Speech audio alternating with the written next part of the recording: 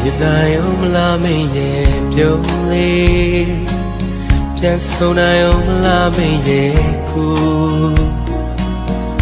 မျောလင်းခြင်းလေးမင်းသာရှိရင်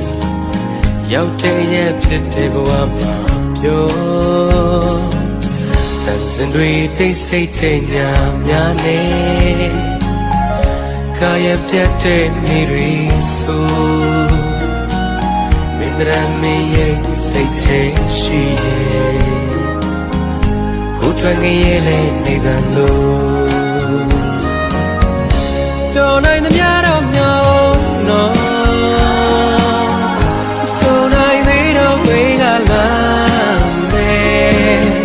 တကယ်လို့မင်းစိတ်မကုန်သေးရင်အသက်ရှောင်တွေ့သေး